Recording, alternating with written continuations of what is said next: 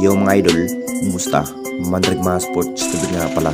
Ating pag-usapan, breaking news.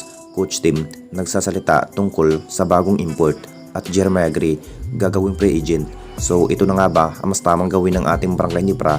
Kasalukuyan pa lamang po naghahanap ng bagong import ngayong paparating na Governors Cup. Hindi muna maglalaro ang ating nipis import na si Justin Brownlee matapos sa FIBA Asian Cup qualifiers. Ito na nga ba ang dahilan kung saan hindi pa rin makapaglaro ng maayos ang ating bis import na si Justin Brownlee sa ating national team na Gilas Pilipinas?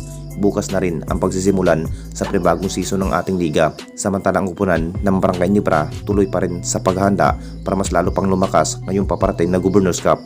Inanunsyo na nga rin papalitan muna ang bis import na si Justin Brownlee dahil nagpapagaling pa si Justin Brownlee sa kanyang mga injury sa nagdaang season last Commissioner Cup.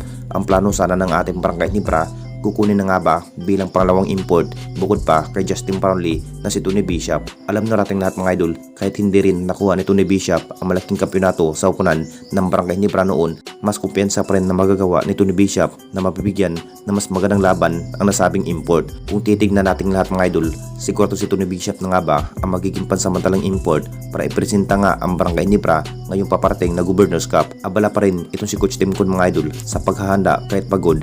Nakapagdesisyon na nga rin ang nasabing coach na si Tony Bishop muna ang magiging pansamantalang import dahil mas kabisado pa rin sa nasabing import ang nagiging rules kung ano pa nga ba ang kanyang dapat gawin bilang import ng Barangay Nipra. At dito na naman tayo sa isa pa nating balita. Jeremiah Gray gagawing free agent ng Barangay Nipra. Alam na natin lahat mga idol, talagang pinagplano na nga ba ang nasabing player na si Jeremiah Gray gagawing free agent ng Barangay Nipra dahil sa naging performance nga itong si Jeremiah Gray mga idol. Mukhang bagsak pa rin ang kanyang ilalaro last conference. Hindi pa rin satisfy ang Jenkins dito mga idol kahit matagal na bilang player itong si Jeremiah Gray. Ito na nga bang dahilan kung bakit maikli lamang po ang kanyang makukuhang playing time. Kung titignan nating lahat, may ibubuga naman pagdating sa outside shooting itong si Jeremiah Gray. Makapagtala pa rin na may 15 points kapag mabibigyan na mas mahabang-habang playing time kung may pagkakataon. Pero sa naging sinabi itong si Alfrancis Chua mga idol, isa pa rin ang nasabing player gagawing free agent habang may value. Siguradong kung sakaling matutuloy na ma-out itong si Jeremiah Gray, agad ding aaksyonan ang Barangay Nipra para pamalit sa nasabing player na si Jeremiah Gray.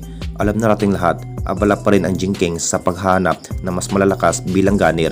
Hindi na rin magtatagal pa ang nasabing player gagawing free agent ito ng Barangay Nipra.